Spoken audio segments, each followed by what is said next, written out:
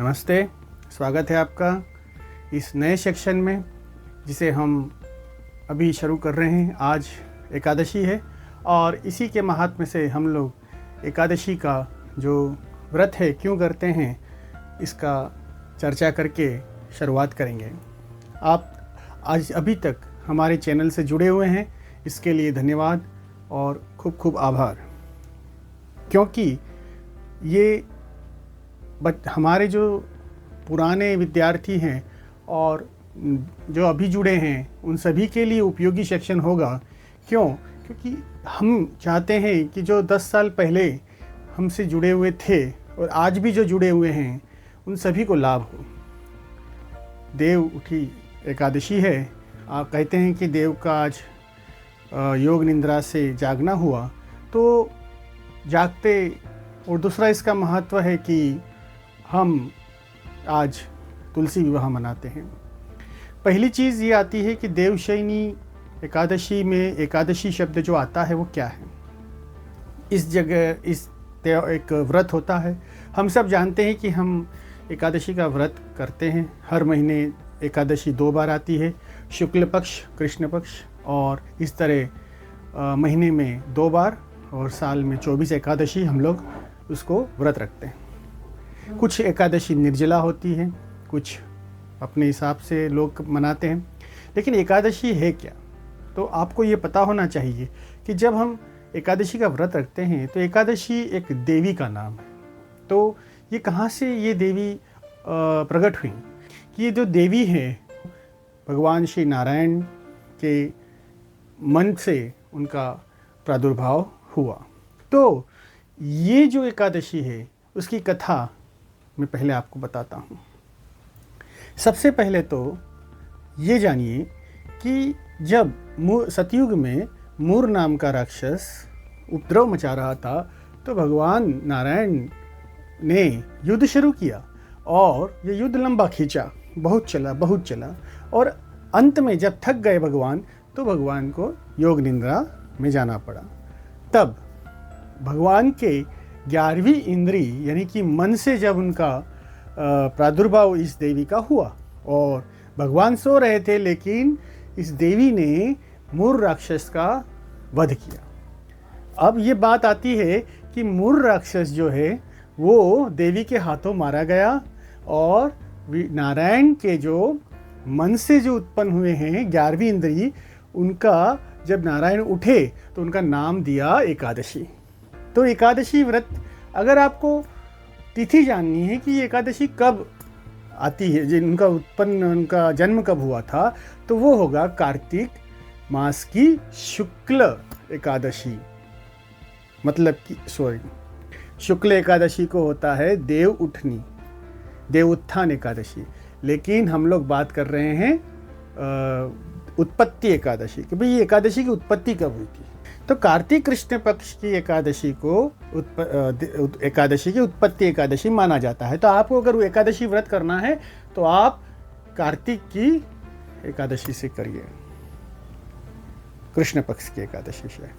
और बात आती है कि ये जो देव उत्थान एकादशी, जब देव जागते हैं, नारायण जब जागे योग निद्रा से और उनका तुलसी जी के साथ विवाह हुआ, तो उसका क्या महात्मा है, जो कि हम आज बना रहे हैं वीडियो। तो आज देव उत्थान एकादशी है और तुलसी विवाह भी है। तो एकादशी की जो बात कर रहे हैं कि एकादशी हमें क्यों मनानी चाहिए, तो एकादशी मनाने का जो कारण है वो यही है कि अगर आप अपने मन की कामनाओं को पूरा करना चाहते हैं तो एकादशी का व्रत रखिए। क्यों मन की कामनाएं? मन भगवान नारायण के मन से जो देवी उत्पन्न हुई है उनका नाम एकादशी है और हम भगवान के ही अंश हैं। और हमारे मन की जो कामनाएं हैं, भगवान के मन की कामना थी कि मूर राक्षस का अंत हो, तो देवी ने प्रकट होकर उनका मूर राक्षस का अंत किया। तो हम भगवान के ही तो बच्चे हैं। तो भगवान हमारी मनोकामनाएं पूरी करने का भी यही विधान दिया है कि अगर आप एकादशी का व्रत करते हैं तो आपकी भी मनोकामनाएं, हमारी मनोकामनाएं एकादशी व्रत से पूरी होगी। तो ये जो लॉजिक है कि भगवान के मन से उत्पन्न होने वाली देवी भगवान के मन की इच्छा को जानती है और मूर राक्षस का वध करती है, तो हमारे मन की जो इच्छाएं हैं वो ये देवी जो एकादशी है वो भगवान से ही उत्पन्न हुई हैं, भगवान की पुत्री माना जाए और वो हमारी सारी मनोकामनाएं पूरी कर सकती हैं। तो बहुत ही सरलता से हम हमारी इच्छाओं की पूर्ति के लिए और हमारी जो जीवन के कल्याण के लिए, आत्मा का कल्याण, मन का कल्याण, ये सभी कुछ एकादशी के व्रत से पूरा हो सकता है। अब जो कथा है, आज जो हम लोग उत्सव मनाने जा रहे हैं तुलसी विवाह, तो तुलसी जी कौन थी? तुलसी जी से विवाह किसका हो रहा है? सभी को पता है तुलसी जी से विवाह हो रहा है। कोई कहेगा नारायण का, कोई कहेगा कृष्ण का। तो ये कथा हम लोग पहले देखिए, इसमें क्या रहस्य है। तो आज देखिए 3 जो एकादशी है वो मेन है। एक तो जहाँ देव सो जाते हैं, वो दिन जो देव सो जाते हैं, जहाँ जिसमें हम लोग कहते हैं आषाढ़ की शुद्ध पक्ष की एकादशी, और बीच में आती है परिवर्तनी एकादशी जिसमें भगवान एक बाजू से दूसरे बाजू करवट लेते हैं। तीसरी आती है ये देव उठी एकादशी। तो ये जो एकादशी का उठते हैं जब देव, तब हम लोग एक उत्सव मनाते हैं तुलसी विवाह। तो तुलसी विवाह क्या है? तुलसी विवाह ये है कि यहाँ पर तुलसी जी पूर्व जन्म में वृंदा नाम की देवी थी। अब ये जो वृंदा है उनका विवाह होता है जलंधर से। तो जलंधर कौन है? जलंधर जिन्हें हम राक्षस मानते हैं, लेकिन वो राक्षस नहीं थे, वो शिवांश थे। तो शिवांश होने से उनमें प्रचंड शक्ति थी, और वो उत्पन्न कैसे हुए वे भी एक रहस्य है कि वे शिवजी का गण, शिवजी के अंश उत्पन्न कैसे हुए। आप जानते हैं कि शिवजी जब क्रोध में आते हैं तो अपनी जटा से एक थोड़ा सा लट निकाल के वीरभद्र को उत्पन्न कर सकते हैं और दक्ष का विनाश कर सकते हैं। वैसे ही शिवजी के क्रोध से उत्पन्न हुआ ये शिवांश। क्यों क्रोध हुआ था, यह भी एक प्रश्न है। ये जो शिवांश है वो इंद्र ने जब अपने गुरु का अपमान किया, बृहस्पति का, कि गुरु का अपमान कैसे कर सकते हो, तो इंद्र पर क्रोधित हुए भगवान शिव, और उन्होंने ये जो अपने शिवांश का जो उत्पन्न हुआ वो सीधा उसको संभालने वाला और कोई नहीं, समुद्र जी थे। तो समुद्र में जाके वो क्रोध की शक्ति समा गई और वहाँ पर एक पुत्र का जन्म हुआ, शिवपुत्र जलंधर। क्योंकि वो जल से उत्पन्न हुआ, समुद्र जी ने संभाला, उनका नाम जलंधर हुआ।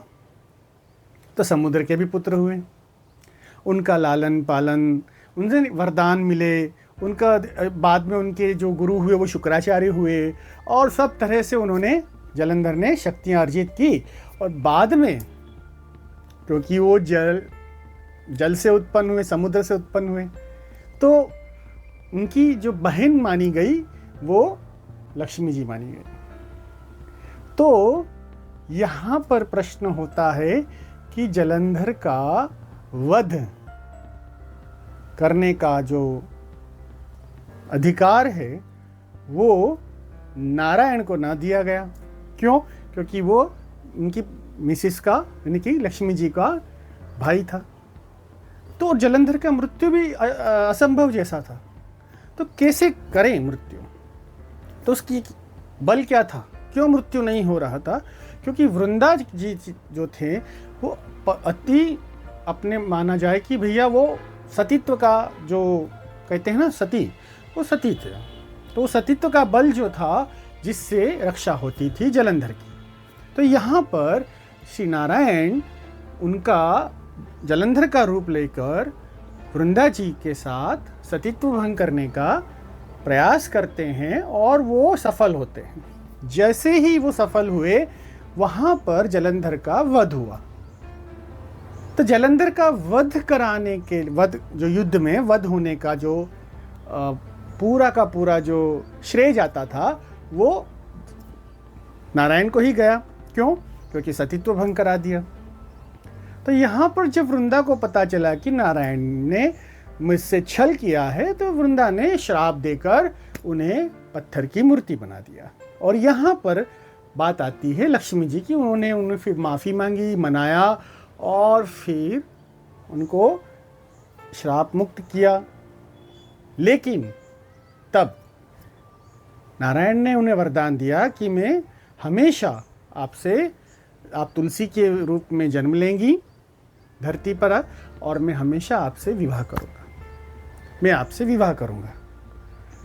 तो जो वृंदा थी उनका जन्म तुलसी के रूप में हुआ, और भगवान नारायण का शालिग्राम के रूप में उनके साथ विवाह हम लोग देवउठी 11 को मनाते रहते हैं। तो ये जो कथा है ये भी एक भगवान का आशीर्वाद ही है तुलसी विवाह में, क्योंकि जब भगवान हमारे बीच में शालिग्राम स्वरूप में हैं और वो तुलसी जी से विवाह करते हैं तो हमें उसका पूर्ण आशीर्वाद प्राप्त हो सकता है।